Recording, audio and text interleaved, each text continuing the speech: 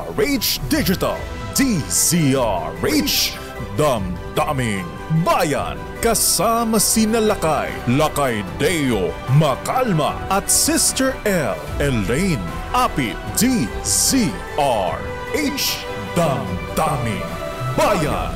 Damdaming Bayan.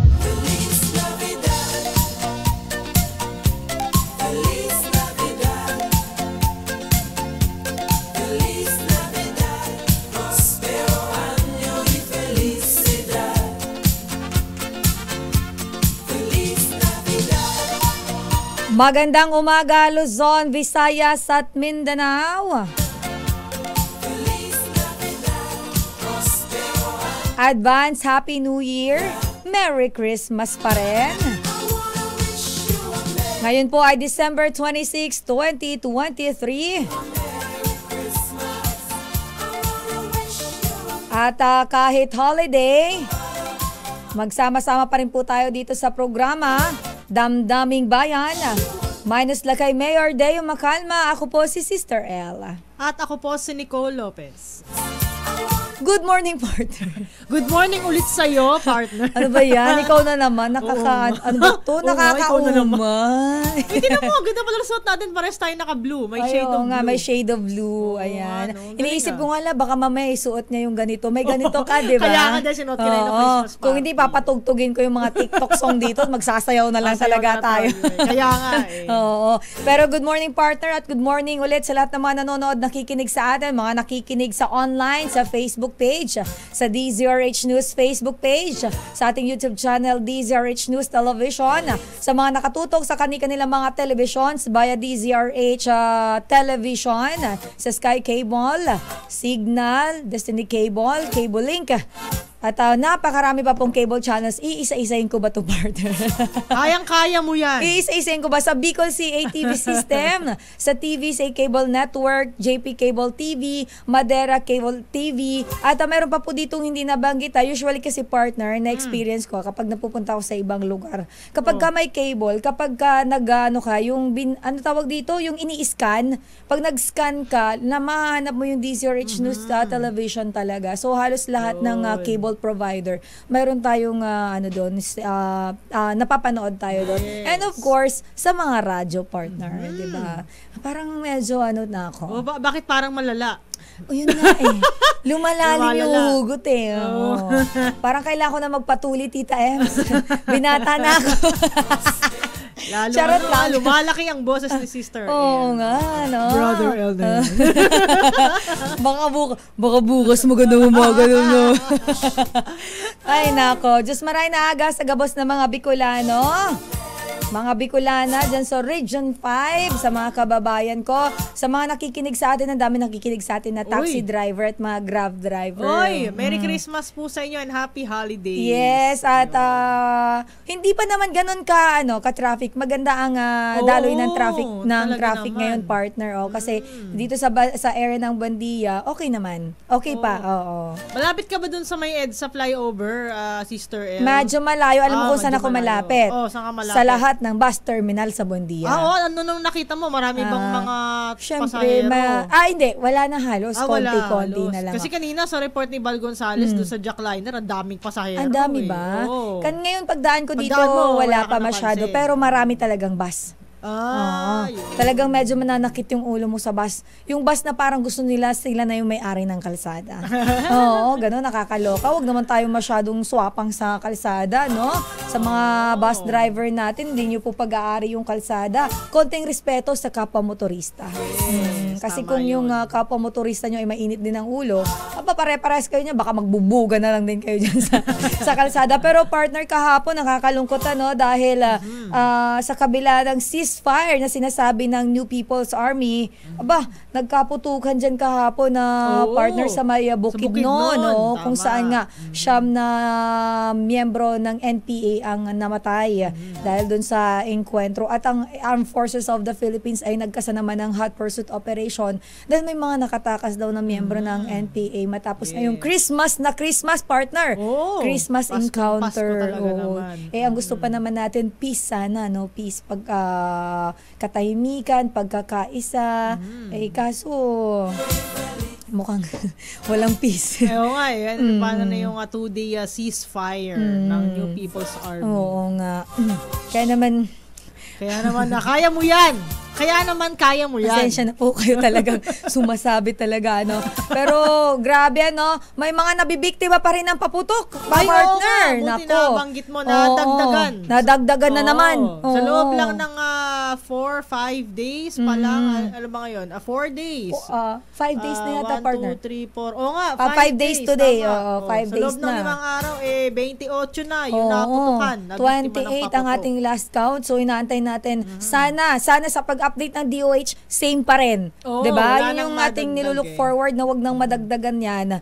Dahil napakahirap po. Paskong Pasko, magbabagong taon. Gusto nyo bang mag-New Year nang walang isang daliri? Kayo talaga. Walang paa. Ang lala nung walang paa, partner. Baka mali mo kung boga yung sumabog sa paa.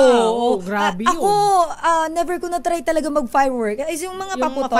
Firecrackers. Yung fireworks, hindi din. Firecrackers. Ay, tuwatusi. Di ka nag-try yung binabato lang. Hindi kasi napakaduwag ko sa mga ganyan talaga eh. Ganon. Oo, pero di bali na nga yung takot ka kaysa wala kang takot. Pero alam mo, may sinasabi partner si Benong, di ba? Interview niyo si Philippine Fireworks Association President. Sabi niya, yung mga nakikita daw na piccolo, mga smuggle daw yun. Yung mga piccolo na yan. Ayun, so yung malalakas eh. Yung marami kasi sa ating mga kababayan, pansin mo, bumibili sila nun. Di ba ang piccolo yung pa-triangle? Hindi, yung piccolo yung parang, yung na pahaba na bilog. Libintador yung sinasabi ko.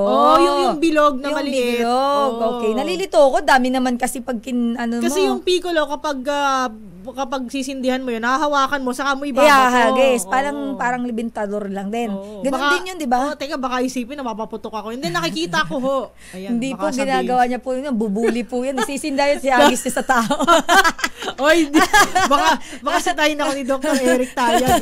Sabi niya, ikaw pala, isa ka pala dun ha. Walang iya ka. Yung ganun yan ang papasabugin yung paputok. Kaya siya delikado. Pero, mag-iingat tayo. Huwag na lang siguro, kunin yung takip ng kaldero, ibagsak nyo na lang. Pwede yun, di ba? Pangtanggal ng malas, ayon sa paniniwala, lalo na pag New Year. Torotot, di ba? Torotot. Pero wag naman yung, may kwento ko lang pasintabi. May naalala ko dati kabataan ko, torotot. Tapos, syempre, bata ka, wala ka naman pakialam sa mga, kung may mga laway-laway na kinuha ko yung torotot. Pag ganun ko, punong-puno na lang. Baka naman yun? Baka naman tubig lang yun. Hindi. Laway na lang. Mabaho. Grabe. Hindi, kwento, syempre bata ka, Ano bang alam mo sa ganun, di ba? Pero hindi, alam mo, sa totoo lang, kailangan mag-ingat sa torotot din sa paggamit, Di naman tayo pinagbabawalan. Kasi, yung kapatid ko, the personal, nalunok niya yung ng torotot, diba? Yung bilog. Yung bilog. Ano ba naman yung kapatid mo? Pahigop yung pagano? Nung maliit pa siya. Maliit pa siya. Ako din, elementary ako. Hindi ko makalimutan yung partner. Dahil sa sabi ko sa'yo, grade 5 yata ako nun. Hinipan yata nung pinsan ko. Ang sa pinsan ni sister, sino may balahura. Worldwide niya sinabi na may problema yung inyong torotot nung kabataan ninyo. Ayan. Yan naman yung bata tayo. Pero nakakatuwa, di ba? Maalala mo yung may ganun, balahura. Pero safe na yung torotot kaysa naman yung piccolo. Pero wag niyong iramin yung torotot Wag niyong gagawin yung ginawa ko. Lalo na ngayon kasi lalo na ngayon. Dahil nga sa mga sakit-sakit ngayon. Yes, usong-uso po yung mga di dahil mabaho, guys, mga virus nga, sabi nga, di ba, ng dating Pangulong Rodrigo Duterte, may mga virus nga. Mga virus na yan, nakakahawa, kaya ingat-ingatan natin yung sarili. Pero may mga pasaway din tayo na pulis sundalo na nag-indiscriminate firing, partner. Oo nga. Apa naman? Bayan? Kayo naman, nakakaloka kayo. May mga naputukan na, may nag-indiscriminate firing pa. Mga pasaway din So yung mga, ang baril po at ang baril tuloy. Ang baril, ginagamit po yan kung kinakailangan. So, wag naman tayo magpaputok ng trip-trip lang natin. Dahil may kaukulang parusa naman po yan, lalo na sa mga opisyal natin, lalo na sa PNP, sa mga sundalo, sa armed forces. So, magpapaputok po ng baril kung kinakailangan na tawag ng katungkulan. Hindi tawag ng pangangailangan, depende sa sitwasyon. Oo. Pero partner, mag-New Year na. Ang isa Ano? Sa pinaka-bumibida sa atin kapag ka New Year's handaan, mga bilog-bilog. Ay, oo nga pala. Kaya yung mga malalaki ang tiyan, katulad ng iba nating kasama rin. Hoy! Swerte kayo sa bagong taon. On-air bullying ginagawa. Bakit? Yung mga malulusog dyan, swerte po tayo sa bagong Pero taon. yung mga bilog-bilog nga, di ba, naging tradition natin yan Tradition. Ano ba? Hindi ako makabawi ng tawa sa'yo.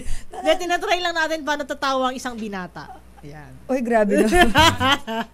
Good morning kaya Bixby. Ayan, aba naman. Maraming salamat po. Nabasa mo ba ang kanyang comment? None better for Elaine and Nicole to fill in this program. Both are breath of fresh and fragrant air. Good morning. Tayo breath of fresh air. Akala ko bad breath.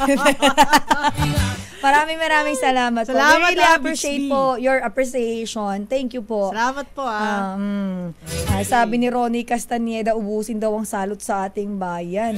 Siguro tinutukoy niya yung encounter kahapon. Pasko naman kasi. At good morning kay Will B. Merry Christmas at hinahanap niya sila kay Deo. Nagda-dryer po sila kay. Kahapon nag-dryer na. Alam niyo bang nanalo ng dryer yon ng Christmas party namin? Kaya siya ay nagda-dryer. So kahapon naglaba siya, ngayon nag-dryer na ho. So bukas papasok na siya. Yes! Ang galing Ganun tayo. Laban tayo dyan. Punta natin si RH29 Boy Gonzales na pag-uusapan natin ng bilog-bilog. Usapang prutas muna tayo dyan sa area ng Divisoria partner. Gusto ko yung mga ganyan sa umaga, di ba? Yung kiat-kiat, favorite ko yun Ako ang gusto ko talaga partner, yung medyo maasim-asim na sinasawsaw pa sa asin, yung dalandan. Ay, oo. Masarap yun RH29 Boy Gonzales, kumusta ang presyo ng mga prutas dyan sa Divisoria? Nagmahal na ba?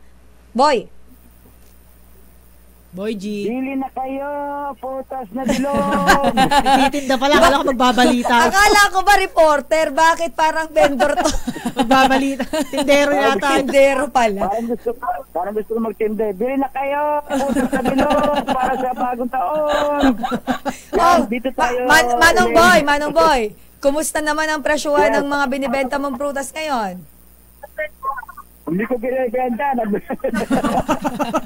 Ikaw kasi Lilinawin ko lang Elaine Malu para mas Malu. Nicole kasi itong kasama ko. Tita M sa atin mo Ano ba yan? Malu nga. Bakit Nicole? Boy, si Elaine at si Nicole ito. sabi mo Malu. Si Tita M na sa labas. Kasi si Ate Malu, sexy. Ang presyo ng mga prutas dito sa Carmen Planas Street, sa Divisoria sa Binondo, wala naman daw paggalaw ng presyo. Karamihan sa mga nabibili rito ng prutas ay mga imported dito sa Carmen Planas. Halimbawa, ang Japana Fuji. Malaki siya, kaya ang presyo ay 100 piso. Ang green grapes, 250 pesos. Ang crimson is seedless to 180 pesos. Ang sugar kiat, ang ibig sabihin yung kiat, iba-iba na sa nakabalot. Ito sa isang piraso, sugar kiat, 100 piso ang kilo. Ito masarap. Mura lang mura lang yun, 100 lang, 1 kilo na. Oo, yung persimmon, 3 piraso, 100. Pero yung sugar kiat, 150 pesos. Ang kiwi naman, ang presyo ng kiwi, 25 pesos 1 piraso. Ang longgan, ito yung masarap-sarap din, 100, 180 hanggang 200 kilo ang presyo. Itong apple naman, na 20 hanggang 25 pesos, yung Fuji apple. Pagka medyo malaki, 25 pesos. Yung green apple, medyo mahal, 1 piraso, 40 pesos. Yung red apple naman, 3 piraso, 100. Ang presyo ng peras, 3 piraso, 100, yung malaki. Pero kung may maliit naman, 20 pesos ang presyo. Ang presyo naman ng orange, 25 pesos, 1 piraso. Ang mangosteen, ito yung masarap din to, 250 pesos ang kada kilo. Yung dragon fruit, 250 pesos ang kilo. At ang tanong ko kung tumaas ba yung presyo ng mga imported na prutas para at ilan ba yung nilalagay nila sa lamesa, Elaine, Nicole? Yung mga bilog-bilog ba? Ang magkakalam ko boy, 12. Parang 12. 12. 12 bilog. Yan yung ilalagay sa lamesa para ba maswerte yan? Yes, pampaswerte. Pampaswerte yan. Parang di ako sinuswerte. Kasi boy, ang nilalagay mo 3 lang. Hindi, 11 kasi. 12. Oo, kailangan buuin mo yun. Oy, boy, nga pala. Ibig sabihin, boy, kailan, di ba usually kapag medyo malapit na yung bagong taon, doon yan nagsisimulang tumaas di ba? Oo. Dumami yung mga namimili. Anong si Mang Jojo? Kamusta po benta? Anong medyo konti pa yung namimili. Anong petsa yung araw bago Itatagsa ng bintan dito hanggang 27 hanggang 31 na yan. Dire-diretso na yan. Tumaas po ba yung presyo ng mga imported na prutas? Hindi naman tumaas. Yung parehas rin ng itong bago magpasko. Parehas lang. Ano sa pinili po? Tataas pa ba ito? Hindi na. So, ano na yan? Yes, Elaine. So, yung presyuhan nila, stable na yan, wala nang paggalaw. Wala na raw, stable na to, wala na paggalaw. At sa mga bibili ng mansanas, 2 klase ng mansanas Yung halimbawa, ba't para sabi nilang ampaw yung lasa? Ay, ano po yun? Ang tawag po? Stock na ho yun. Stock. Pagka makikita, pagka yung malutong, yung malutong, magandang klase. Magandang klase. Yan yung Fuji, no? Fuji. 25 pesos, malaki-laki na. Malaki-laki na. Matamis na, matamis. Yung ubas, di ba, ang kulay green na matamis din ba yan? Saan po ba galing yan? China rin, no? China rin, matamis po. Matamis. Hindi po ako naniniwala. Tignan mo nga, boy. isang piraso lang. Pag sinabing hindi ka naniniwala, sabihin, titikman mo. Patikim na. Yan. Pinatikim ka ba? Boy, yung green grapes, magkano yung kilo? Matamis. Matamis talaga. Yung green, isang kilo, 180 to 200. Matamis yung pati itong kulay pula nila. May kulay, mukhang kumakain ka saka yung green. Yung green, madalas kong bilhin to. Itong green na grapes. Green na grapes. Ang green grapes, 250. Ito, kamukha niyan. Ito, yan, medyo. Yung isang balot na ganyan ay, isang kilo yan? Wala pa yan. Kikiluhin pa yan. Sa isang kahon to, ilang kilo po yan? 4 lang. 4 na kilo, yung isang kahon. Pagka isang kahon, pagka bibili ako isang kahon, magkano? Kung sa'yo, pagka kakilala mo, mababa lang. Aba naman. Napakalakas mo pala, Elaine, saka Nicole. May discount pala. Pagsuki. Pagkasuki, kasi dito ka ba bumili?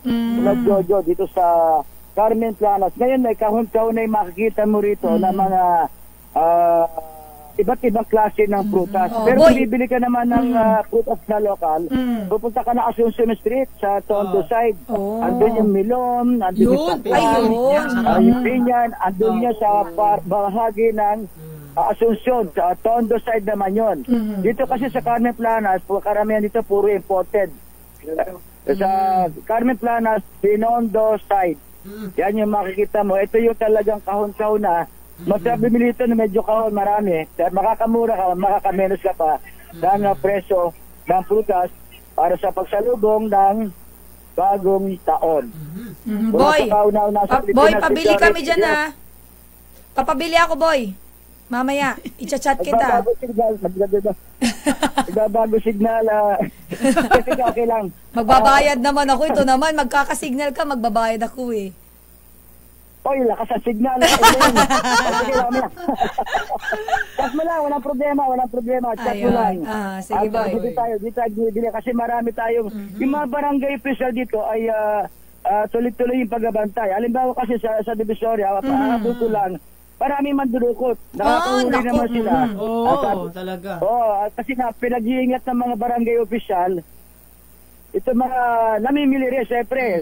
Pag maraming tao, dyan yung mandurukot eh. Ang barangay chairman dito, si Chairman Celso Lagamayo at si Kagawa de Virgilio Elyong Salonga na nagbabantay dito sa vicinity sa barangay na nasasakupan nila sa Divisoria, Binondo side. Boy, isa na lang. Sa Pilipinas. Boy, isa na lang. Para dun sa mga nakikinig nating mga kababayan, hindi pa ganun karami yung namimili dyan ngayon, Hindi pa gaano. Kasi pag malapit kayo bagong taon, sika na rito. Ayun na, di na talagang hindi mo na malagaon sa mga namimili. Okay. Oo, tama.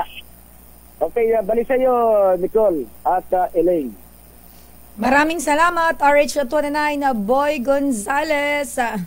Daming Bayan. Napakadaming prutas sa partner, Oo, at gutom ako bigla. 12. Naku, parang kukulangin yata yung budget ko. Joke. Pakalbo ka para masama yung ulo mo. Ang galing mo talaga. On air talaga yung mambubuli mo. So alam nyo na po ngayon kung gaano po kaganda o ugali nitong partner ko. Uy, grabe. Suggestion lang naman. Hindi, charot lang naman. Yan po ay biruan lang naman namin. Pero babalikan pa natin, partner. May mga issue pa tayo na tatalakayin at mga balita dito sa programa. Makalipas lamang po ang ilang paalala. Pilipinas, ang oras, 30 minutes na po. Makalipas ang alas 8.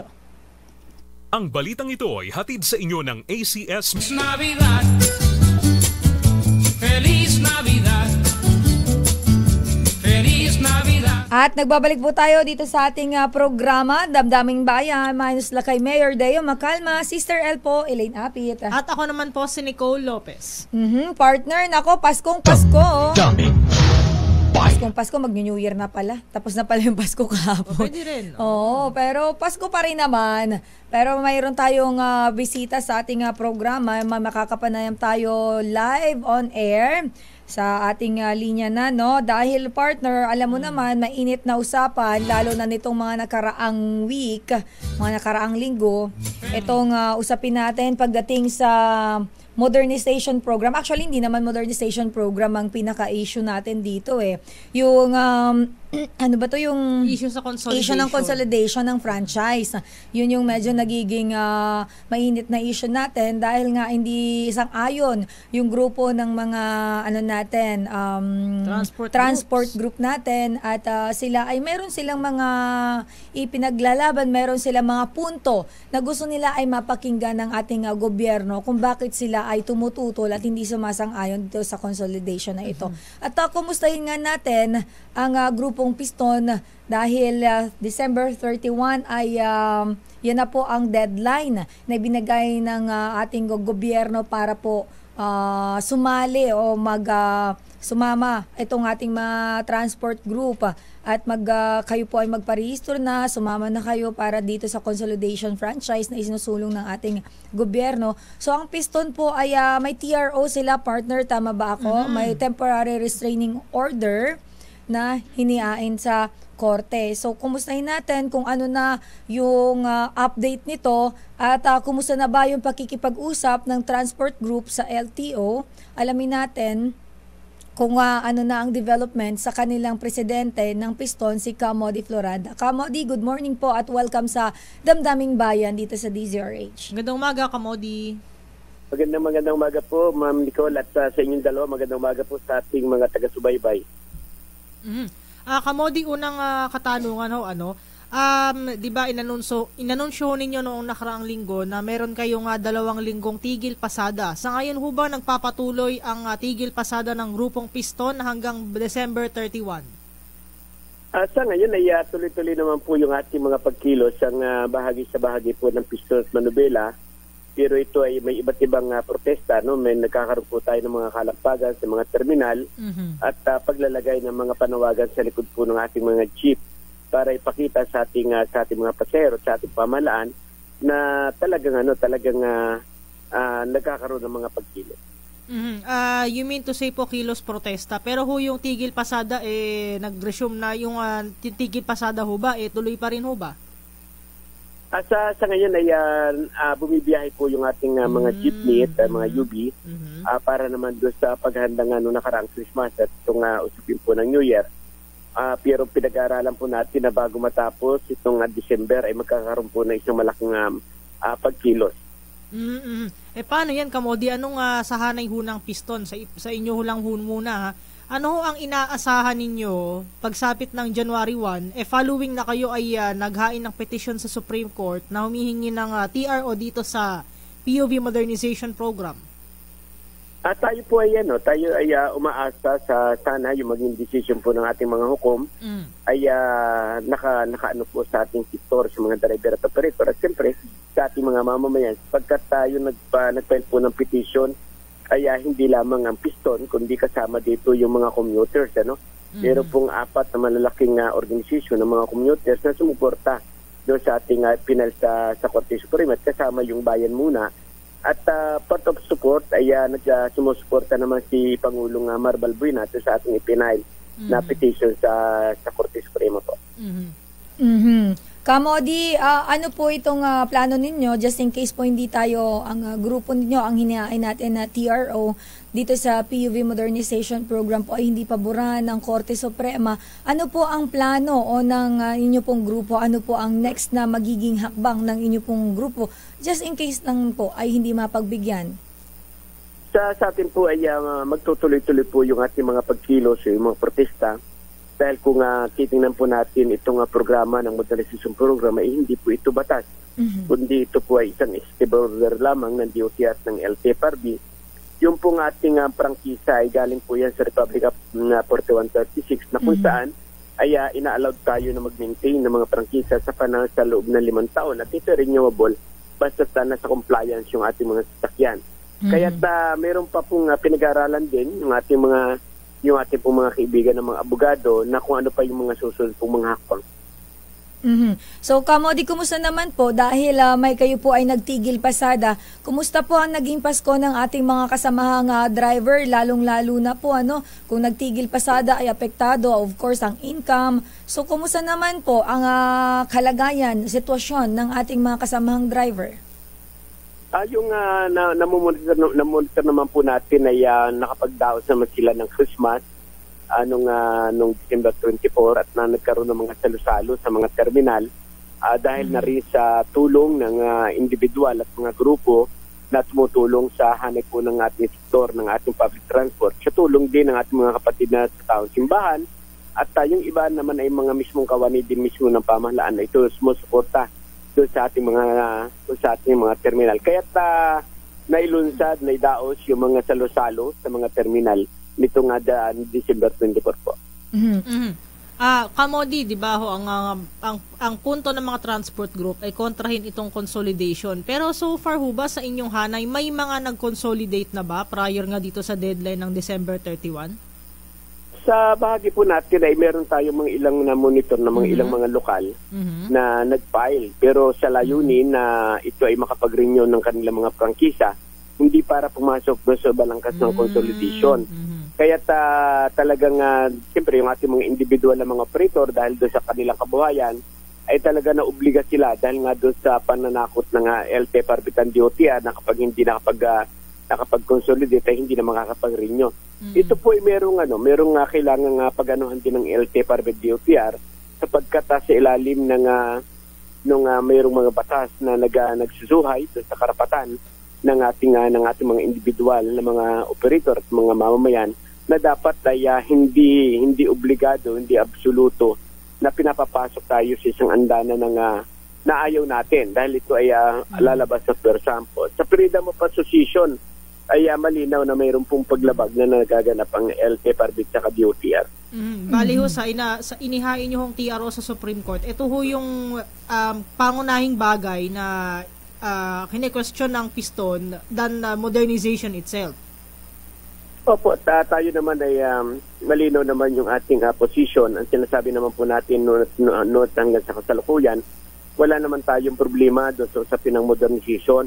Mas ang linalabanan lang natin dito, bakit kailangan namin pumasok sa isang andana na kung saan mawawalan kami ng kabuhayan. Halimbawa, yung sinasabi po nilang franchise consolidation, ay malinaw na ito ay dapat isurrender namin yung aming mga prangkisa at mag-apply kami ng panibago kung a-apply kami ng corporation o mag-apply kami ng cooperative. Kaya sinasabi nga po natin sa mga kinatawan ng DOTR ng LTFRB, bakit hindi na lamang kilalanin ng LTFRB ng DOTR yung mga lehitimong mga association, dahil ito naman ay nagsama-sama sa isang samahan. Bakit hindi irespeto ng ating mga ahensya? Kaya malinaw na ano ba talaga ang layunin ng modernization program? Ang layunin ba talaga ng modernization program ay para ayusin yung ating public transport o maging malaking negosyo ang usapin ng serbisyo sa ating mga mamamayan, sapagkat kay tinutulak na modernization at tinutulak na absolute ay malinaw na hindi ang layunin ay para ayusin yung ating public transport, kundi hawakan ng malalaking mga negosyante ang serbisyo para sa ating mga mamamayan. Oh, nakukuha po namin ang punto ng piston ninyo, Kamodi Floranda, no? At bagamat kayo ay hindi naman talaga sarado ang pintuan ninyo pagdating sa modernization, so dito lang pala talaga tayo nagkakaroon ng conflict o problema sa consolidation ng franchise. Ito talaga yung inyo pong ipinaglalaban, ano, na hindi kayo sumasang-ayon dito. Opo, malinaw yung ating position. Nasabi nga natin ay wala pa mang programa ang gobyerno sa usapin ng pagsasaayos ng ating public transport. Ang sektor po ay halos 78 years na tayo nagre-rehabilitation. Kahit ang sabi nga po natin, kung ang layunin ng talaga ng pamahalaan ay ayusin yung ating muda ng ating public transport, bakit ang hindi suportahan ng gobyerno yung ating mga lokal na mga manggagawa dito sa ating bansa? Kung sabi nga po natin, mismo sa Office of President nung tayo pinatawag ng March 7 at ganun din, ito ay nilalatag natin kay kina Secretary Jim Bautista at kay Chairman Guadis ng LTFRB. Sabi natin, dapat ang unang ginawa ng gobyerno ay dapat na nagbuo muna tayo ng sarili nating industriya. Tayo mismo yung lumikha ng ating public transport. Kasi sa ilalim ng modernization po na tinutulak ngayon ng pamahalaan ay hindi po yung ating sariling ekonomiya yung kanilang pinapaunlad, kundi yung papaunlad dito, yung katulad ng China at ng Japan at ng Estados Unidos, na kung saan ay pinapatay yung ating sariling, yung ating lokal na mga manggagawa dito sa ating bansa.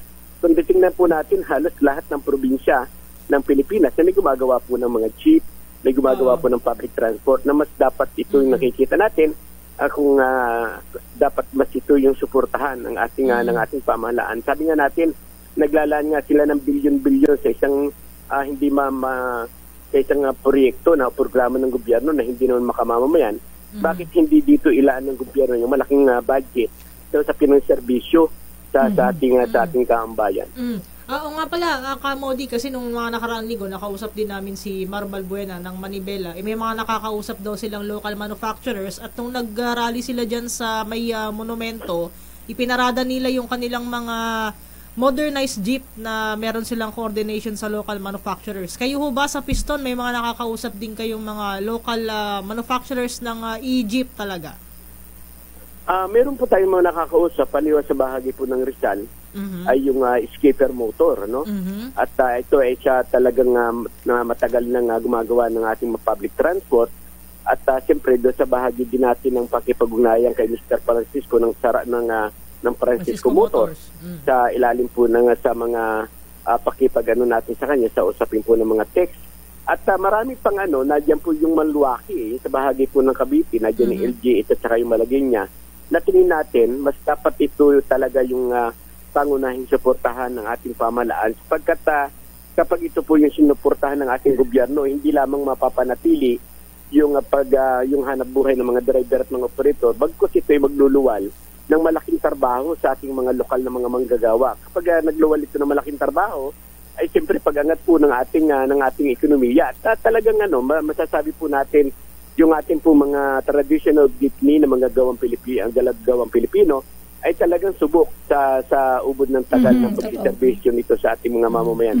Sabi nga po ni Mr. Francisco, yung ginawa niya ngayon, ay kung ano yung tagal nung unang gawa ng kanyang magulang, yun din ang tagal nung kanyang ginawa ngayon. Aabot din ng 30 to 40 years yung tagal nitong mga sasakyan. Kaya bakit hindi ito ang suportahan ng gobyerno?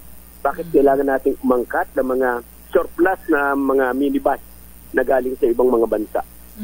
Uling tanong na po sa hanay ko, Kamodi, at least po sa grupo ng Piston, gaano karaming jeepney driver ang maapektuhan sakaling matuloy talaga itong PUV modernization program kasama yung consolidation pagsapit ng 2024? Kung sa bahagi po ng piston, tayo po ay merong 100,000 members sa buong bansa.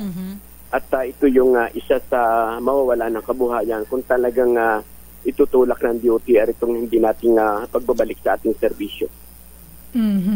So, Kamodi, ano naman po ang inyong panawagan? Baka sakali po, mayroon pa kayong gustong ipanawagan sa LTFRB, sa Department of Transportation, sa ating mahal na Pangulo. Mayroon ba kayong gusto pang iapila at gusto nyong mapakinggan ng inyong hanay? May gusto pa po kayong sabihin sa kanila? 31 na po ang deadline nito. Opo, una sa lahat, tayo ay nananawagan sa Pangulo ng ating bansa na kay BBM, na pinangako niya ito nung panahon ng kampanya na hindi siya papayag na mawala yung ating mga traditional jeepney sapagkat ito ay matagal na pinatusinan ng kanyang magulang, ng Pangulo yung kanyang magulang. Kaya tayo ay nananawagan na baguhin ni BBM yung kanyang pronouncement na hindi na tayo papayagan. Ganun din, ay tayo nananawagan sa DOT at ng LTFRB, hindi tayo magkakabangga, hindi tayo magkakaaway. Ang pinakalayo nilang po namin ay proteksyonan yung kabuhayan ng mga driver at mga operator at yung usapin po ng serbisyo para sa ating mga mamamayan. At gayon din, tayo ay nananawagan sa ating mga mamamayan na suportahan po nyo ang laban ng mga driver at operator. Hindi sa layunin na mapanatili ang kabuhayan ng mga driver at operator, kundi para mapanatili ang mas murang serbisyo para sa ating mga mamamayan. Alright, maraming salamat po, Kamodi. Bagamat medyo masalimot po ito, still, Merry Christmas po sa inyo and advance Happy New Year po. Opo, maligayang Pasko po at mapagpalayang bagong taon sa inyo lahat. Maraming salamat. Merry Christmas, Kamodi. Merry Christmas po again. Damdamin Bayan. Si Kamodi Floranda, ang presidente ng Piston. Medyo... mahabang laban pa ito, Sister El. Kaya nga medyo sabi ko, holiday. Pero kailangan natin pag-usapan dahil ilang araw na lang, deadline na nila. Marami tayong mga kababayan ng maapektuhan ng hanap buhay.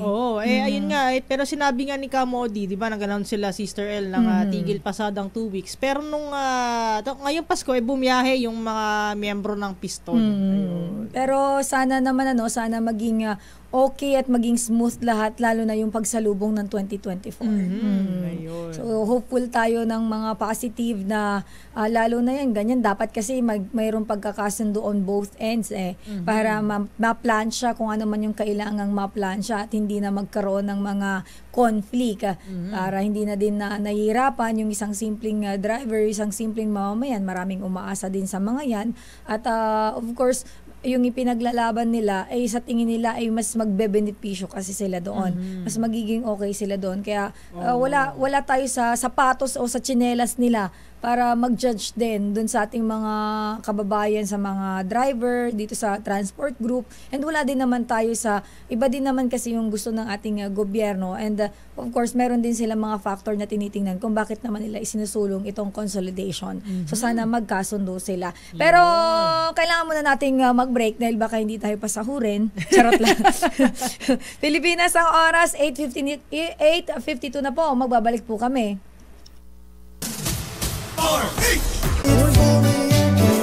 Ano to?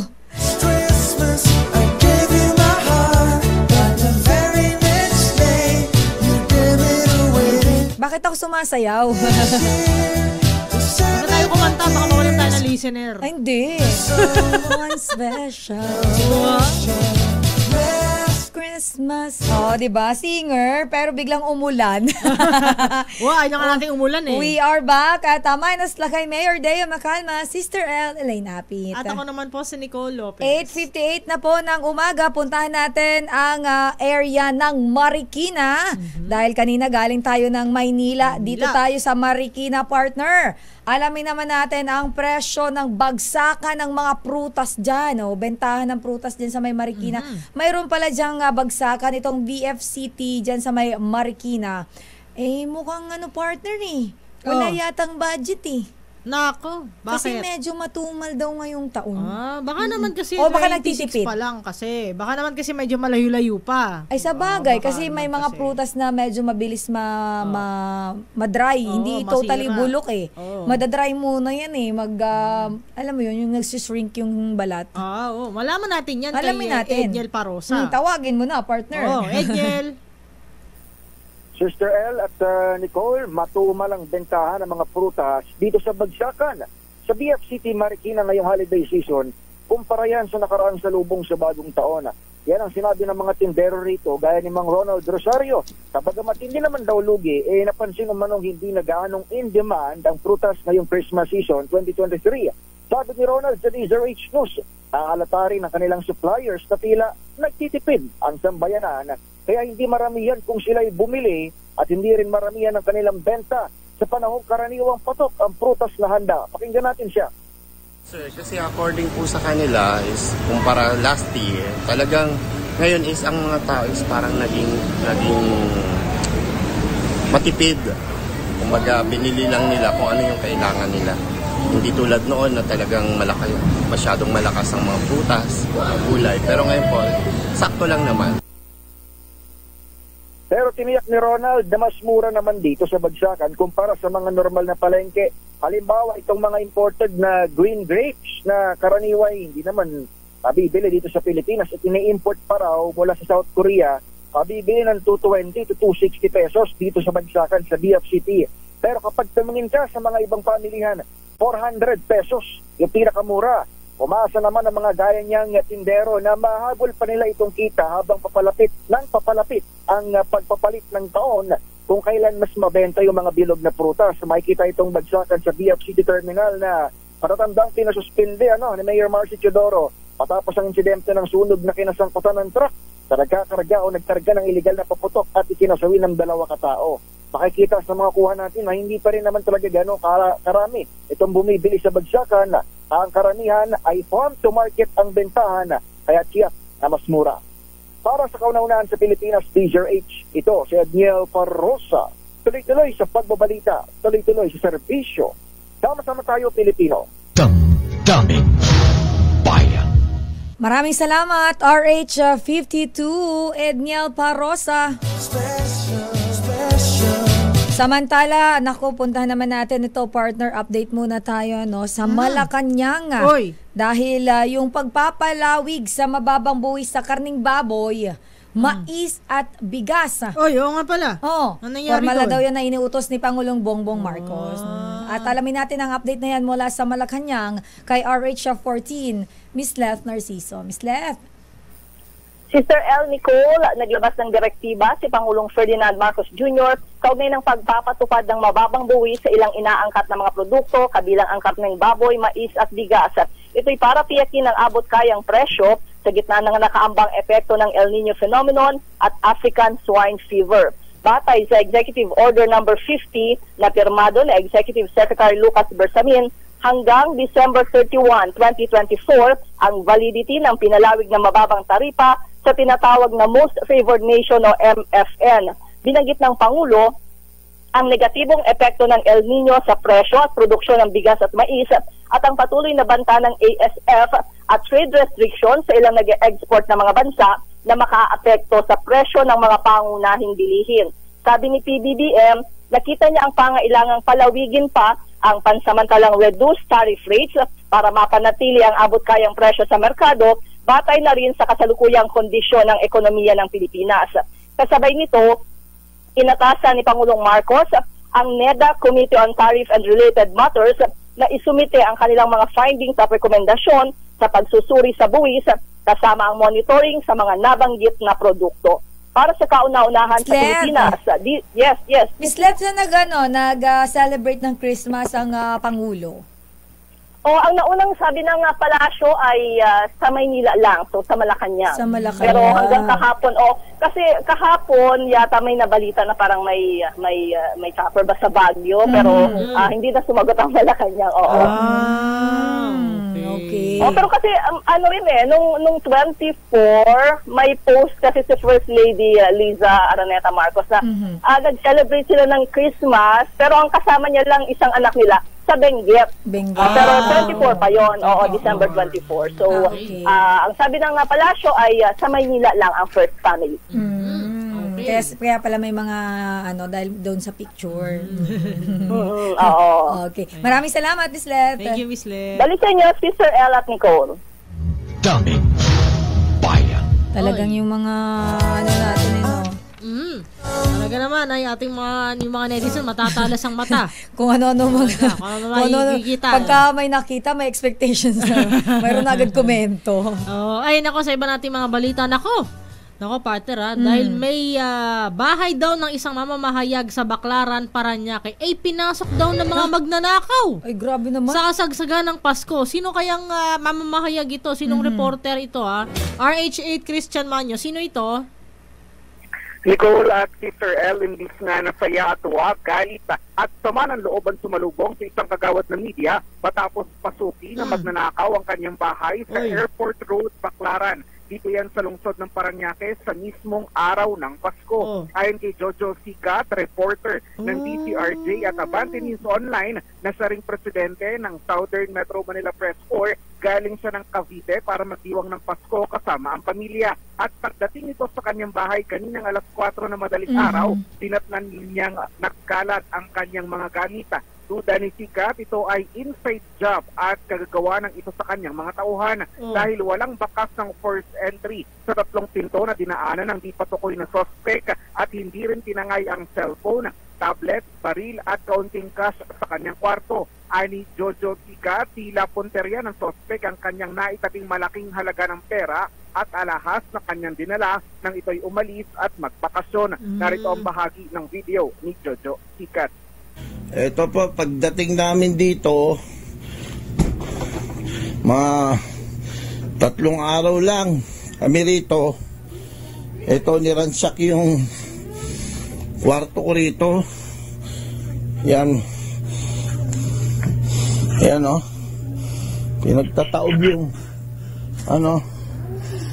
sa Baclaran po ito.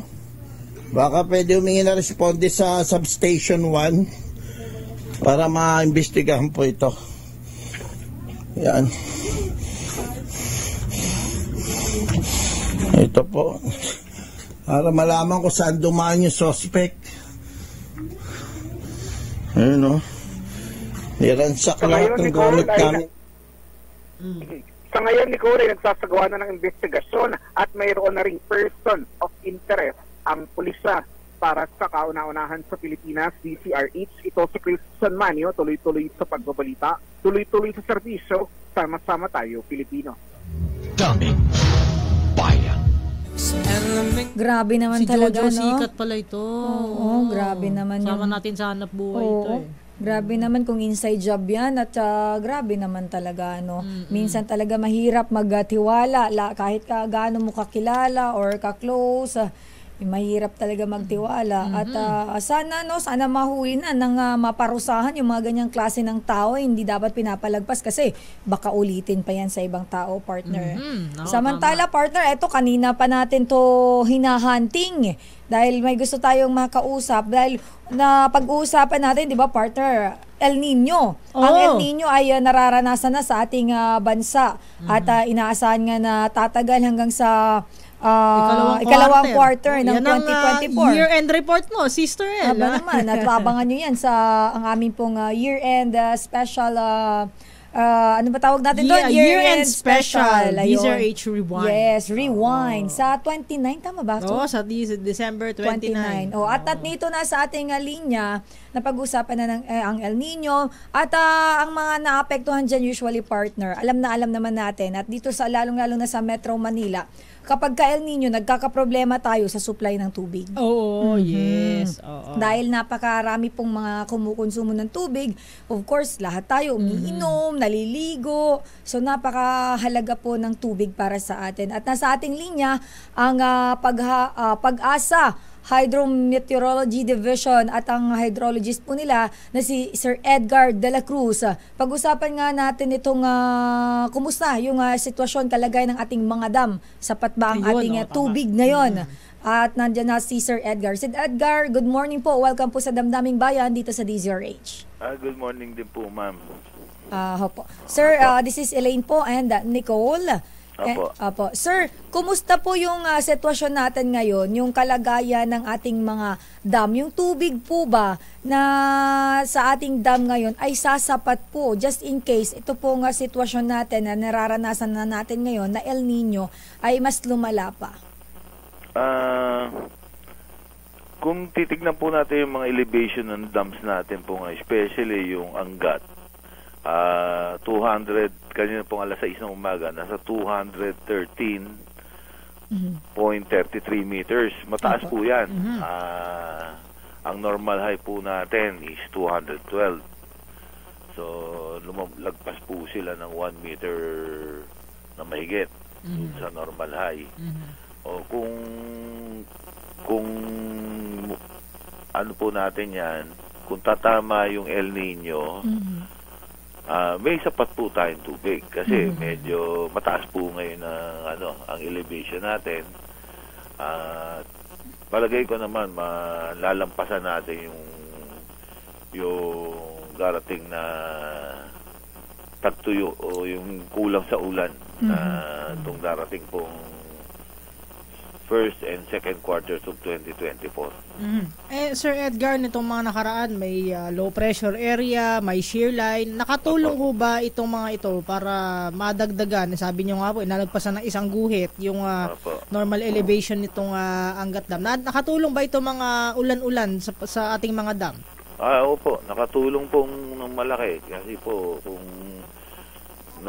matatandaan po natin ng mga buwan ng August yata o September na nakapakababa po ng elevation ng Angat. Nasa below water level siya, below 180 meters. So napansin po natin kung ano po natin, wala masyadong bagyo na nag-cross dito sa Luzon. Meron mga bagyo pero nandun sa upstream ng Luzon. Sa may mga bandang Basco Batanes, sa may bandang Itbayat. Pero tas less yung bagyo natin, pero dahil sa may mga shear line tayo, may mga low pressure tayo, nadagdagan yung tubig natin dito sa mga dams po natin, especially dito sa Angat. Nakita po natin na kahit kulang yung mga bagyo natin itong taon na to, kasi po nag-average tayo ng mga bagyo yearly, mga 18 na, tayo mga nasa 11 lang. Pero makikita po natin yung elevation natin ng mga dams natin, hindi naman sumadsad. Above low water level yung karamihan, and then yung Angat, na kung saan po tayo kumukuha ng tubig dito sa Metro Manila, nasa normal high elevation po siya. So, sir, nung nakaraan po Sir Edgar, na monitor din natin, na nagre-release po tayo ng tubig sa ilan nating mga dam? Opo. Kasi po kung sabi ko nga na ang tubig po kasi sa Angat, kaya po nila unti-unti inilalabas. Kasi po, lagpas na po tayo doon sa normal high. Sabi ko nga, nasa 213 siya, 212 po yung normal high. Dinadahan-dahan po nila yung paglababawas ng tubig para po kung sakaling may mga malalakas na pag-ulan silang mararanasan, hindi naman po mabibigla yung mga nasa mabababang lugar na kung magre-release sila ng medyo marami-raming tubig, hindi naman mabibigla yung mga dadaanin niya sa Angat River. Ibig sabihin na Sir Edgar, sa mga susunod na araw, sabi niyo nga po, inuunti-unti may magbubukas pa rin ng gates. Kung sakasakali po makakaranas sila pa ng mga pag-uulan dyan sa area na yan, malamang po mag-open pa sila. Pero kung titignan naman po natin, hindi naman po kalakihan yung ibinabawas nila. Parang inaano lang nila nang wag naman masyadong umakit yung elevation ng dam. Inuunti-unti lang nila yung paglalabas para wag naman kasi yun nga po, iniingatan nila baka po biglang magkaroon ng mga malalakas na pag-ulan. Bigla po tataas yan. Tapos bigla naman po natin bubuksan yung mga dams natin, magkakaroon po ng mga pagbaha. Sir Edgar, tuwing kailan po natin makukonsider yung level ng tubig sa mga dam natin? Kasi ang pinag-uusapan po, di ba, yung nababanggit din po ito ng Pag-asa na yung worst case scenario nga po by 2020, by second quarter of 2024, yung pinakamalalang tama ng El Nino o yung tagtuyot po. Ano po yung critical level na makukonsider natin na kapag nasa ganitong level na yung dam ay critical na talaga siya, mahihirapan na tayo? May mga ano po yan. Ang low water level na pinag-uusapan po nandito sa amin, yun yung 180 meters.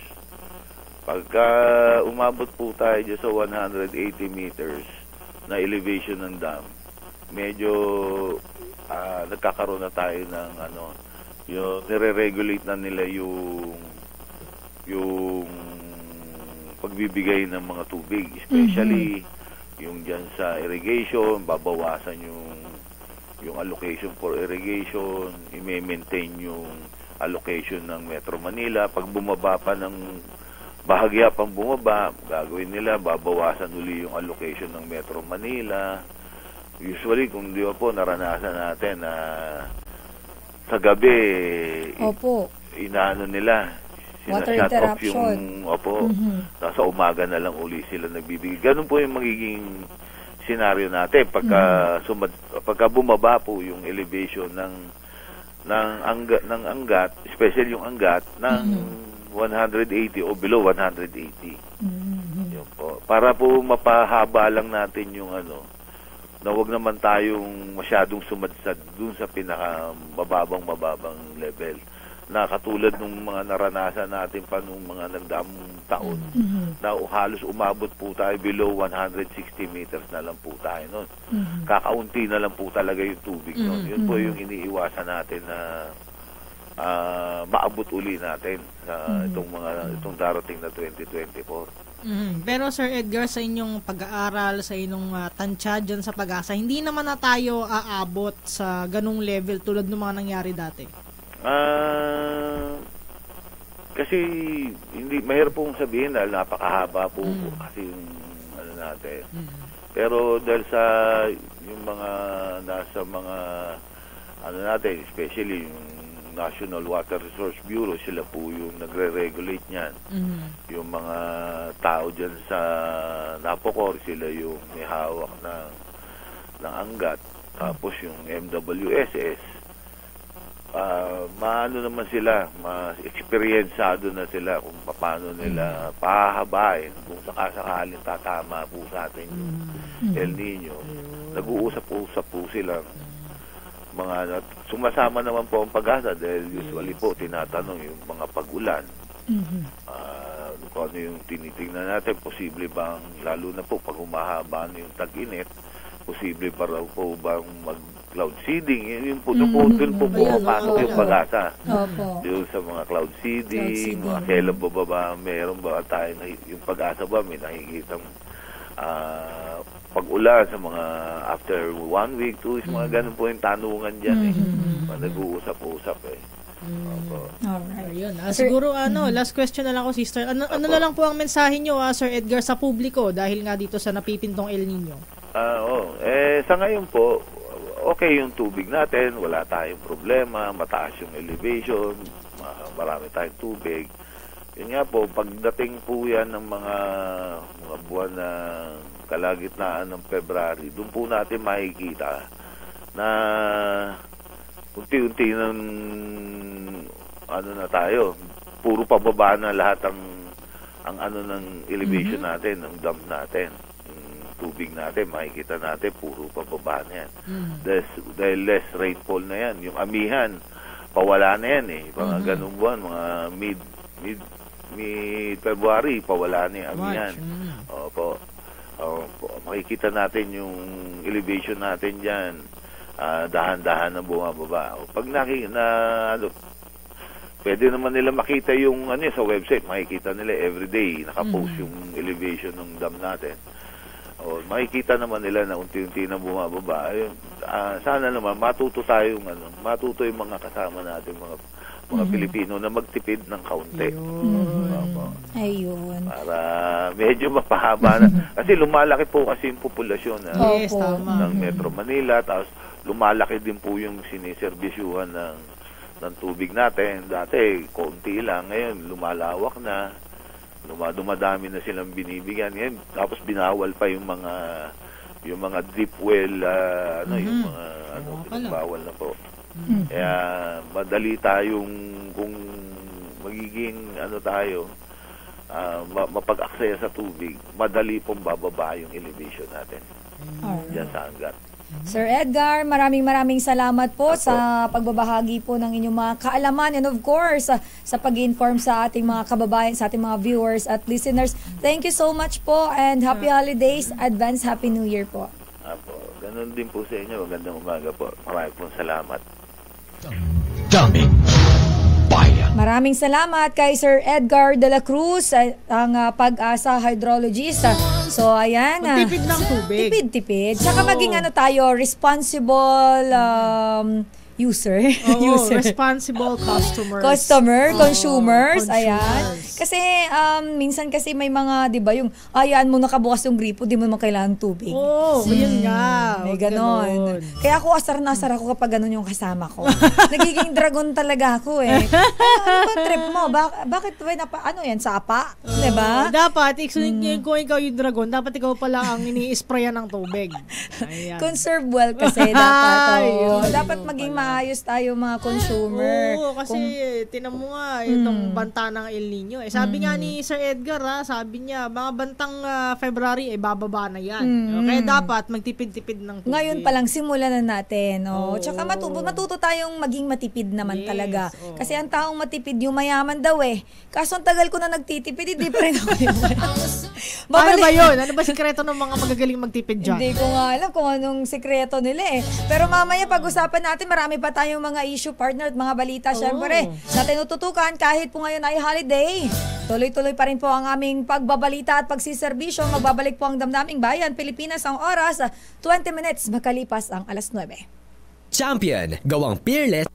Damdaming Bayan. Nagbabalik po ang Damdaming Bayan ngayong December 26 at 2023.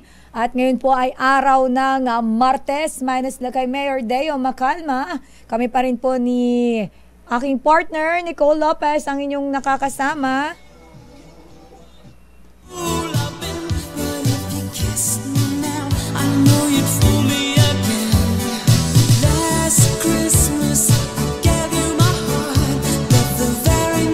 Bakit mo kasi pinapamigay? Ang alin? Ang puso mo. Charot. Ay, ako hindi. Ay, hindi ba? Napakadamot mo naman. Hindi. Charot sa lang. Isang taon natin na ibigay. Ay! Ikaw yata, ikaw namimigay. Ito kasing partner ko, malapit-lapit na to eh. Ikaw partner. Kailan ba yung mo? Hindi natin binobroadcast. Kailan pa yung retirement mo? Yung retirement. Matagal pa. Retirement mo sa pagiging Nicole Lopez. Mas magiging bully. Akala ko sa pagiging Nicole Lopez. Ay, naantay ko yan eh. May hinaabangan ako. Kailan kaya ako makakahigop ng sabaw? Yung nga, sakta nakugutom na ako, sister. Diba? Mayroon ako dyan laing. Kailan ba tiniinitin yun? Pero thank you so much sa nagpadala sa atin ng pa-wash out daw kay Jonas. Ano yung wash out? Shout out kasi yun. Ay, oy! Hello kay Jonas. Hello. Napaka-showbiz mo. Pabebe. Pag sabi mo, hello, gusto niya man. Alam mo, parang halatang kinikilig ka. Uy, wag naman ganyan. Sabi mo, yes, Miss Milky. Ano ba report ni Miss Milky? Ikaw na magtawag kay Manang Milks. Wala na. Ikaw nasa iyo kay Manang Milks. Ito kasing si Kyle. Akala sa siguro ni Kyle ako si Lastic Woman. Lastic, may ganun ba? Si Lastic ka. Bago, updated na yun. Pero batiin muna natin happy birthday. Si Miss Evelyn Braha. Birthday pala ni Miss Evelyn. From Kuya Kaloy Pascual Jr. Miss Evelyn, happy birthday po sa'yo. Bekene men, wala ba tayo dyan? Baka may pakain si Miss Evelyn, di ba? Yung handa nila kahapon, pwede namang padala. Baka meron pa po dyan, pwede namin initin yan. Charot lang, happy birthday po. Uy, sa ating Facebook partner, yung mga nagre-reklamo pa rin ay tungkol dun sa modernization program. Yung mga nagapakinig natin. Basahin mo nga yan, partner. Sabi ni George Perez, sabi nga ni PBBM yan sa isang interview niya na hindi niya papayagang mawala ang traditional na jeep natin o nangangampanya siya pagka-presidente. Parang sa grupo ng piston niya yan sinabi. Naipangako nga daw kasi sabi ni Kamodi, naipangako at may usapan daw sila ng Pangulo noong eleksyon. Ito naman si Leonora Piansay, ayan sabi niya nung mula nang nawala si Duterte, bumalik ang mga adik na nangyayari sa bansa ngayon. Ayan, sabi niya. Ito partner, din to medyo may kaugnayan dito sa ano ba sabi? Tamad-tamad mo naman magbasa dyan. Mahaba yung kanyang mga ayan. Meron siyang mga rant. May mga rant si Ate Leonora Piansay sa ating Facebook. Ganun talaga. Maraming salamat sa pakikisali sa usapan sa damdaming bayan. Talakayan. Sa ating talakan. Si Rob Haldin, partner, sabi dito sa ating YouTube channel. Sabi. Ang daming bulok na jeep. Bakit ayaw pa alisin Sabi niya. Sabi naman ni Chita Villa Hermosa, bakit di nyo ituloy ang strike nyo? Alisin nyo na yung mga bulok na jeep at palitan ng mga bago, hindi yung kakarag-karag at mausok. Yun man kanyang pinupunto dito. Sabi ni Edwin Pazibugan, akala ko ba hanggang December 29 pa ang strike nyo? Kawawa mga driver, wala pang medianoche sa pamilya nila. Yung namumuno dyan, may kaya daw sa buhay. At sabi ni Sione, modernization hindi matutupad sakaling puro kayo kontra. Alam mo, partner, pag pinag-uusapan talaga lagi yung transport, modernization, pag usapin sa transport, any issue, talagang alive na alive yung mga tao. Siyempre, yan ang malapit sa sikmura kasi transport yan jeep. Gusto mo bang maglakad ka mula rito hanggang Pasig? Diba? Ikaw maglakad ka hanggang Bicol. Sige. Bakit mo ako pinaglalakad? Lakad ka hanggang Bicol. Gagaling yan, yung pagiging binata mo. Yung pagiging binata mo. Pagiging dalaga ka. Bakit lalamunan ko ba yung ikakasya sa sulaan? Syempre, gumagalaw yung baga mo, naglalakad ka. Diba? Nagpa-function ng maayos no? Yung mga internal organs, mga ganun. Ba't ganyan pinag-uusapan natin? Punta na nga muna natin ang report ni Manang Milky. Ito na nga Dahil ang sapat na pondo sa AFP sa pagdepensa sa West Philippine Sea nakapaloob sa nilagdaang 2024 national budget. RH12, Miss Milky Rigunan. Miss Milky, Merry Christmas! Merry Christmas, Nicole, at napakasipag na si Elaine, Sister El. Binata na ako, Manang Milky. Bukas magpapatuli na po ako. Kaya pa ba? Kaya pa, Manang Milky. Oo. Committed ang Kamara na pondohan ang mga programa ng Marcos Jr. Administration para palakasin ang kakayahan ng Armed Forces of the Philippines, lalo na pagdating sa pagdepensa sa West Philippine Sea. Ayon kay House Speaker Martin Romualdez, kaisa ang Kamara sa hangarin ni Pangulong Bongbong Marcos na mabigyan ng pangailangan ng AFP para epektibong maprotektahan ang soberenya ng bansa. Sa ilalim ng 2024 national budget, umaabot sa 285.69 billion pesos ang inilaan sa Department of National Defense.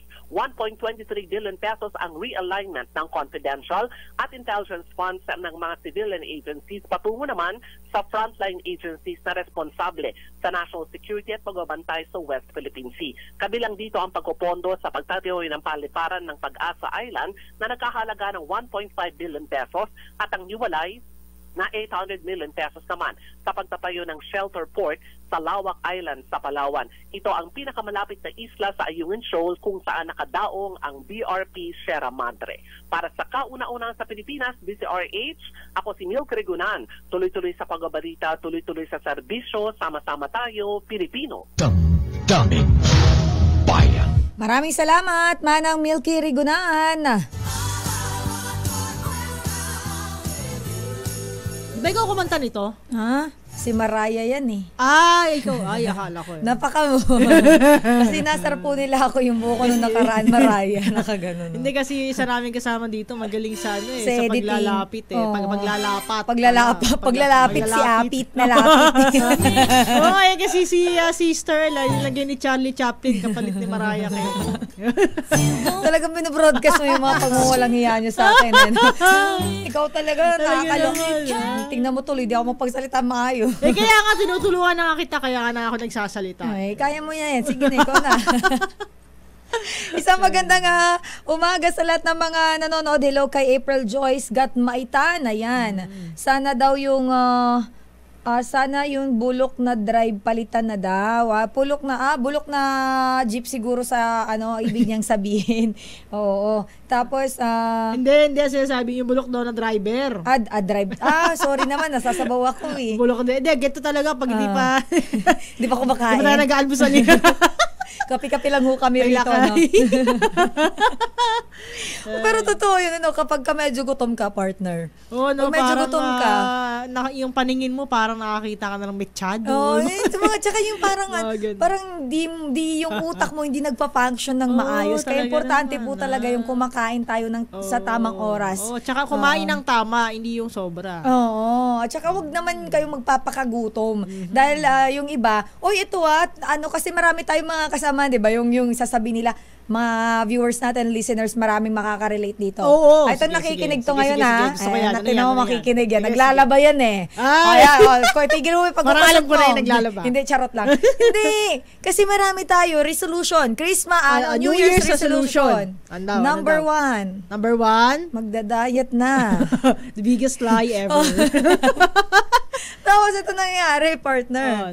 Magda-diet na daw. Sasabihin hindi okay lang kasi New Year naman, Pasko naman, New Year naman. Cheat day, sa January na lang. Pagdating ng January, hindi okay lang. Medyo yung mga tira-tira pa eh. Oo, may tira-tira pa. Mga pangat-pangat pa yan pangat pa. Diyos ko, second week na yung January, hindi pa rin yung natutupad. Hindi kasi, ang sikreto dyan, partner, sa una, mahirap talaga mag-diet. Oo, talaga naman. Ito, tips ko to kasi po ako, hindi naman ako totally nagda-diet, yung hardcore diet, hindi. Pero, mag-less ka ng rice tsaka dun sa mga pagkain, yung mga masyasugar, yung mga tamis, cholesterol, yan, mga carbs. Oo, yung carbs. Pagka kasi malakas ka sa carbs, medyo, ako observation ko lang, pag napapalakas ako sa carbs, mabilis ako magkalaman talaga. Oo. Kaya yung pisngi ko, imbis na ito lang yung malaki, pati ito lumalaki. Ganun. Oo. So, kung ayaw nyo lumaki yan, matuto kayo mag-diet. Tsaka mas okay yung healthy ka. Healthy living tayo. Huwag yung too much food. Tsaka yung sobra din kasi. Tulad niyan, may mga kakilala ko, napasobra ng chicharon. Alam niyang bawal sa kanya. Napainom ng gamot. Sino ba yan? Mamaya na paglabas. Napainom ng gamot sa high blood. Masakit daw yung batok niya. Napasobra ng chicharon. Ay, parang may kakilala ko. Bata-bata pa yun dito. Oo, hindi ba? Bata-bata pa yun eh. Tama ba ako? Oo, yung kamukha niya, no? Napainom ng gamot. Yung kamukha niya, ba yun? Kasi tayo naman, mga kaibigan natin, tayo ay naninita. Kahit anong effort mong manita, konti lang, konti-konti, napaparami. Kaya ingat-ingat sa mga kinakain nyo. Lahat po ng sobra ay masama. Yun! Tama. At kahit minsan, kahit gaano pa po yan kasarap, tandaan ninyo kapag napadami po yung kain ninyo, baka naman mamaya ma-food coma kayo. Oo. Ang hirap kayo ma-food coma. Kung na-try ko na yun once, hindi ko na inulit. Ang sama sa pakiramdam, di ako makatulog. Ano bang naranasan mo nun? Parang hindi na ako makagalaw. Kaganon ako, tapos naantok na ako. Hikab na lang ako ng hikab. Kaya, sobrang daming nakain. Sa sobrang daming nakain. Mangit din po yung sobra-sobra yung kinakain. Ako may kakilala nga ako, partner. Ewan ko lang kung nabanggit ko na yata ito kahapon. O kung hindi pa, pagkakain ng balat, ng lechon, sabay inom. Gamot. Talaga? Galing. Talagang minom na agad minom na agad, wala pa. Galing. Pero at least yun, konti lang kinain. Hindi nga, naparami nga siya, kaya nga inom agad. Pero alam mo, yung mga kakain ng lechon, yung mga kakain ng lechon, tanggalin nyo yung taba. Di ba yung kapag tinanggal mo yung balat nun, may kasunod may na taba yun. kuskusin nyo na lang, huwag nyo nang kainin. Kasi yun yung nagkukos ng baramisa sobrang tinding, sa puso. Pero sa mga kumakain ng lechon, partner, favorite ko yung tiyan. Kasi nandun yung palaman nandun yung lasa. Yung lasa. Usually, meron pang tanglad ba yun? May tanglad, ang bango nun, di ba? Tsaka yun yung dadala ng sarap sa lechon. Yung kagat na kagat yung lasa. Kaya yung mga mahilig sa balat, mag-alternative na lang kayo doon sa tiyan. Tama na muna yung usapang pagkain si Kuya Het may may bukol na yung kilikil na, kagano na lang Kala ko din siya pwede ng break, sabi niya break. Bago pa tayo hindi pasweldohin ito, ay kailangan po muna namin mag-commercial. Magbabalik po kami. Pilipinas ang oras, 9:37. Champion, gawang Daming Bayan. Nagbabalik po ang Damdaming Bayan. Hello kay Lakay. Merry Christmas, boss. Merry Christmas, Lakay. Mukhang si boss bukas marami yata sa ating dadalhin. Yun! May lechon. Lahat ng hinanda nila dadalhin niya. Pangat na yun. Pangatlong. Yun nga, mga pangat na yun. Pero alam mo ba, kapag, di ba yung partner, sa handaan, kapag medyo paubos na, mas sumasarap yung lasa. Yun ang nakapagtatakay, no? Hindi ko din alam. Baka mindset lang natin yun. I think psychological yun Kasi paubos na lalong masarap Alam mo bakit? Kasi pag may handaan, di ba? Sobrang dahil parang basta mata pa lang, busog ka yung, na Parang, yung takaw tingin tayo. Takaw tingin, tama. Parang paubos na, parang gaagawan na. Kasi, diba? Tapos pag paubos na, tas yung Pinoy, lumpia, marami. Parang nag-aagawan yan kapag marami. Pag isa na lang natira, walang kukuha dyan. Yun nga. Gigil ako sa ganon. Kaya pagka may isa, akin na lang, nagkakayaan pa kayo. Ay, dito pa, ba't ka malala yung partner dito sa opisina? Dito sa may mga sa opisina, ganito na nga piranggo, tiniiwan pa. May mga isda dito, isang piraso na lang walang kakain, nagkakahiyaan. Hanggang sa mapanis, iniiwan nila dyan sa may microwave. Talaga ng mga Nakakaloka talaga tayo mga Pinoy. Hindi ko alam ba't ganun yung ugali natin, Nakakatawa. Ito naman si Lavinia Tamina, yung menudo at adobo daw. Nagbanggit pa ng ulam, nagutom na kami. Naman, alam mo bang yung tiyan ko tumutunog na kanina? Ako nga din. Pero ang sarap niyan. Tapos gusto ko yung adobo na may egg. Ayan mo yun, di ba? Kahit pork, chicken, adobo. Ang sarap nun. Medyo manamis na maasim-asim na maalat-alat. Tapos mainit yung kanin. At merong adobong may gata. Yun ang masarap. Yun ang the best. Siyempre, pag Bicolana. Tapos may sili. Yan ang specialty ni Tita Ems. Mama Yoli, pag uwi ko dyan, alam mo na. Ready mo na yung mga manok natin dyan. I-adobo natin lahat. Tatabain daw muna. Adobo sa gata lahat yan pag uwi ko. Uy, grabe. Ang sarap. Oo, kapag ka native kasi partner, masarap. Ay, totoo Iba yan. yung lasa ng native na manok. Masarap talaga yun. Pero batiin nga muna natin itong nag-comment, nakisali sa ating talakayan ngayon. Maraming salamat po. Sabi ni Sender, walang pangalan na inilagay. Sender, 268 ang last digit. Sana po jeepney drivers i-modernize din appearance and attitude. Aanin daw ang modernong sasakyan kung bastos sa kalsada at pasahero ang mga driver. Merry Christmas and Happy New Year, Sister El and Nicole. Maraming salamat po. Merry Christmas. Pero tama, may punto siya. I agree. Kasi walang disiplina, hindi natin nilalahat. Pero maraming jeepney driver, yung nagbababa partner sa gitna ng kalsada. Tsaka bukod dyan, partner nila lagi binabangkit ni Lakay Deo, yung uniform. Uniform ng mga tsaka sana naman magmukha tayong malinis. Hindi naman sa din inaano natin nilalait or what. Hindi po ito panlalait. Ito ay napapansin lang na dapat presentable tayo, Kasi tayo po ay umaharap sa marami tayong nakakasalamuha everyday. And of course, mas okay na neat tayo tingnan, malinis. Maayos. At sana naman sa mga driver natin, matuto po tayong sumunod sa traffic rules, tsaka yung mga sign, napaka-importante niyan, yung mga sign sa kalsada, kasi may iba, alam na ngang one way, papasok pa, sasalubong pa. So, ang nangyayari, nagkukos kayo ng problema, worst comes to worst case scenario dyan, aksidente. Ayun. Kaya matuto tayong sumunod sa mga batas trapiko at sa mga signages. Pero, Kanina napag-uusapan natin ng torotot, mga prutas. Oo, pero ito partner, gustong-gusto ko yung mga ganito, yung mga nag-iingay tayo, pantaboy ng malas. Di ba? Kasi tayo mga Pinoy, may ganun tayo paniniwala. Yung kailangan mag-ingay pag New Year para yung malas. Tsaka kami, meron kaming sa amin sa probinsya, sa Bicol, sa mga taga-barangay, Bautista o Villar, dyan sa amin. Ang tradisyon namin, di ko alam, pero tingin ko naman karamihan sa ating mga Pilipino gumagawa nito. Nagbubukas kami ng bintana para yung swerte o yung blessings ay pumasok. At yung malis naman ay lumabas. Parang ganun. Sa amin naman, partner, lahat ng ilaw binubuksan. At naghahagis din ba kayo ng naghahagis barya? ng barya. Yun. Importante yun, naghahagis tayo ng barya para daw mas marami yung blessings. Speaking of blessings, mamimigay na ba ng blessings si RH29 Boy Gonzales? Ninong pa rin, nakala mo ha? Ninong natin to. Si Ninong Boy next door. Oo. Nagbabalik siya kung kanina partner prutas.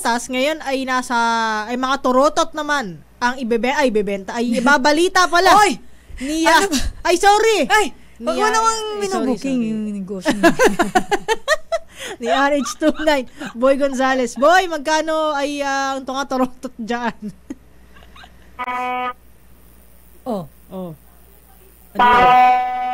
Turotot ba yan? Turotot ba? Kala ko busina. Parang busina. Busina ng busya. Parang nagbebenta ng puto. Parang nasa terminal. Akala ko truck ng bumbero. Turotot lang yan. Magkano naman ang benta yung mga ibabalita mo dyan, boy? Kala ko benta mo. Napakarami nang namimili ng mga wholesale, ha? Yung iba wholesale, siyempre, sa pamilya, marami sila. Mas makakamura kasi pag wholesale.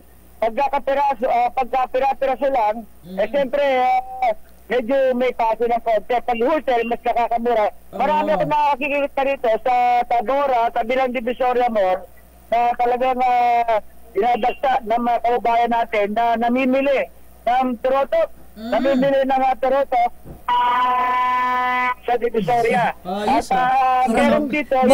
Boy! May sound effects pa. Boy, parang busina ng PNR yung turotot mo dyan, May sound effects pa. Tatlong layer na plastic. Alam tayo na tatlong layer. Yung binobomba, nasa yung binobomba? Si Rory Borse, yung isa sa mga nakita ko ito. Yung binobomba, gano'ng kalakas? Yan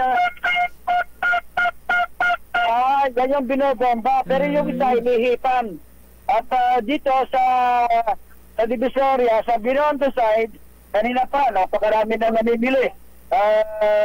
Yung presyo, tatanungin natin yung presyo ng turotot dito sa lugar. Iba kasi presyo pag maliit, medyo mura, nasa 15 pesos.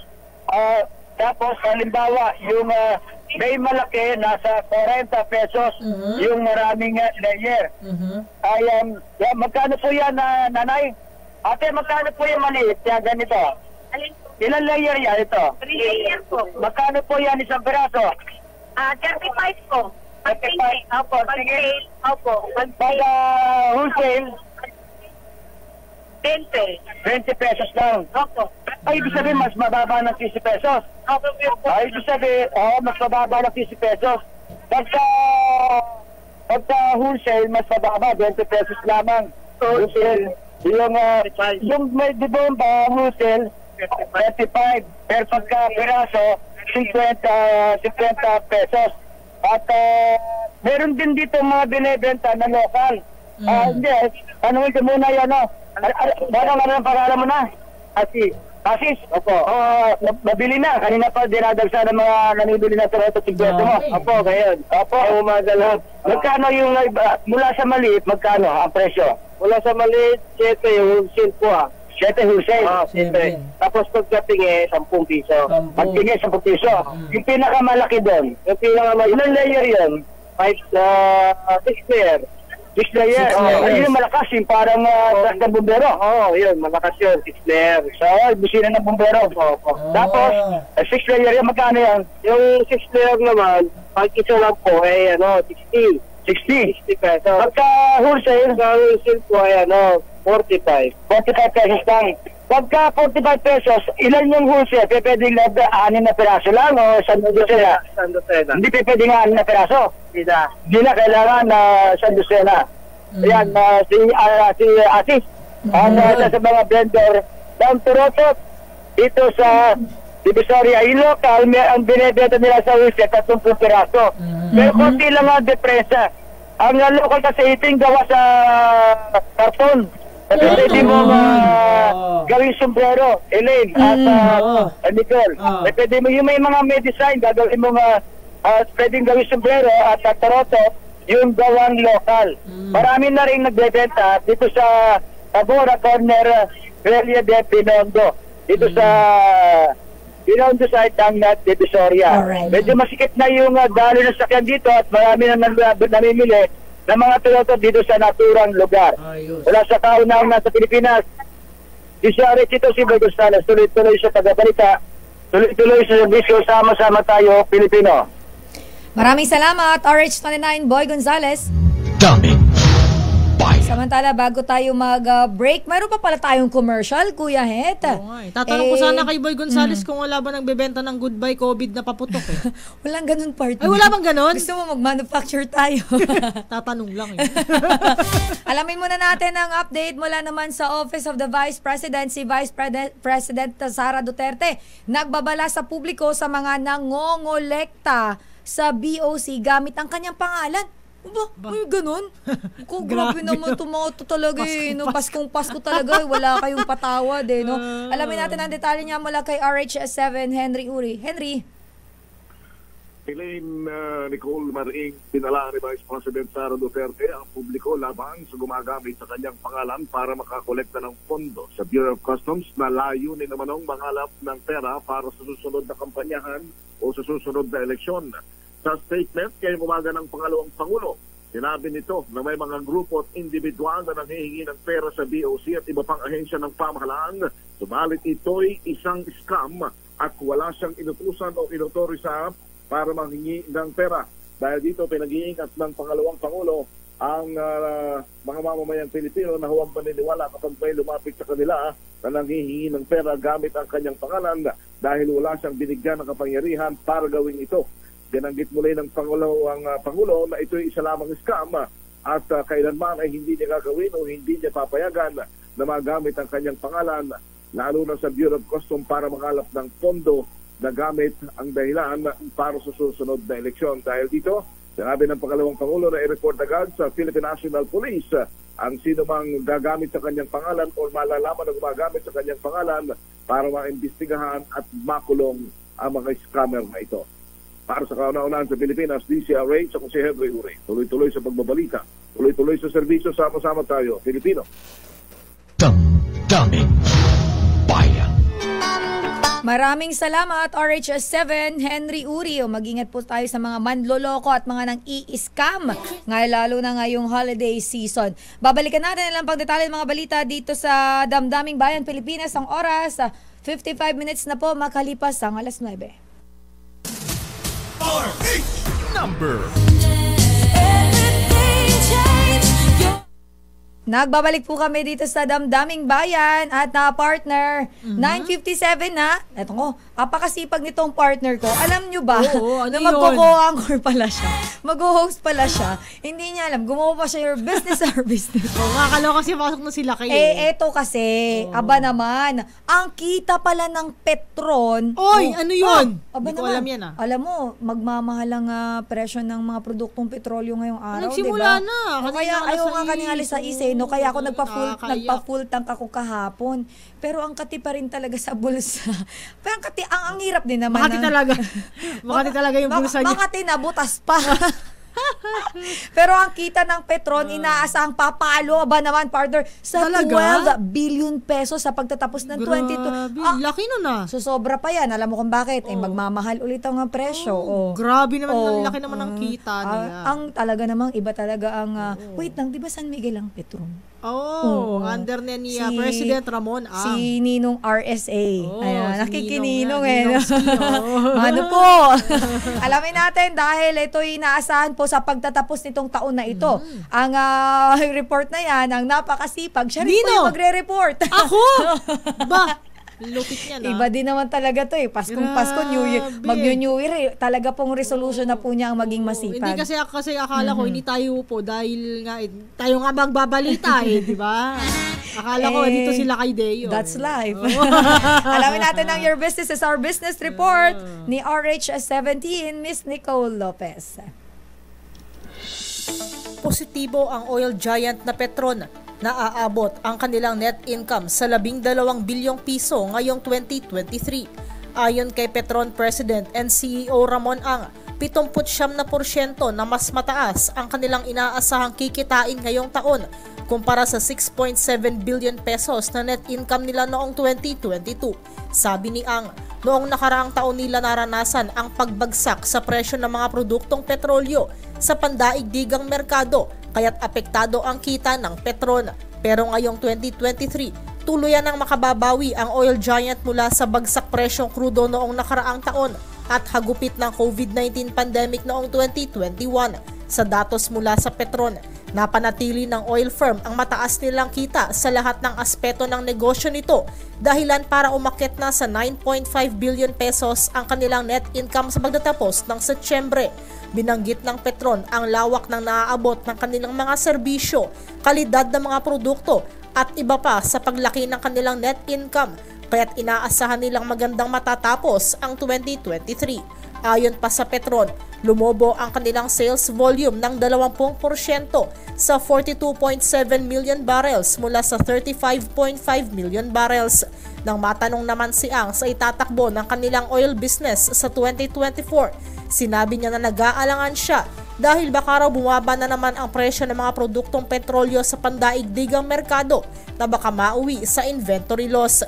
Pero sabi ni Ang, inaasahan niyang magiging okay ang 2024 kung wala namang may tatalang inventory loss. Samantala, lumakas ang palitan ng piso kontra dolyar sa halagang 55 pesos and 40 centavos kada US dollar. At yan ang ating balita sa mundo ng negosyo. Your business is our business. Mula sa kauna-unahan sa Pilipinas, DZRH, ito si Nicole Lopez.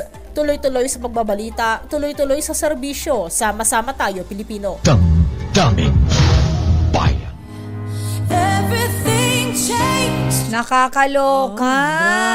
Habang ako'y nandito, natatawa po ako sa partner ko, tumayo, mag-iinit na daw siya ng ulam. Ulam mo rin yun eh. Mag-iinit ng ulam. Gutom na. Nata sa balitang yan ni Miss Nicole Lopez, din na po nagtatapos ang Damdaming Bayan ngayong araw. Of course, minus la kay Mayor Deo Macalma. Napakasipag mo daw, sabi ng RHTV. Host na, reporter pa. Lupit niya na. Sino ba yan? Si Nicole Lopez ba yan? Hindi ko kilala. Maraming salamat. Salamat tuloy. Uy! Salamat. Pa-extra na nagkakalat pa. Ganun talaga, holiday naman, ikaw naman. Huwag tayo chill lang, sabi nga nila kay makalma ka lang. Sige na, makakain ka na, kawawa. Kasi naman to naman alam mo naman nagbibinata tayo rito, gaganyanin mo pa yung tao, nakakaloka ka talaga. Maraming salamat po sa lahat ng mga tumutok. At sinamahan po kami ngayong holiday pa rin naman ngayon, December 26. Special non-working holiday. Yes, special non-working holiday and enjoy your holidays po. At tuloy-tuloy lang kayo makinig dito sa amin sa DZRH dahil kami naman po ay tuloy-tuloy na nakatutok sa mga kaganapan, lalo na po ngayong papalapit na ang 2024. Minus na kay Mayor Deo Macalma, kami po ang inyong nakasama dito sa Damdaming Bayan. Ako po si Sister L, Elaine Apit. Ako naman po si Nicole Lopez. Susunod na po ang programang DZRH Operation Tulong, kasama niya ng nag-iisang Wonder Woman, si Miss May Binauhana. Daming Bayan. Pilipinas, ang oras po, 3 minuto makalipas ang 10:00. This time check is brought to you by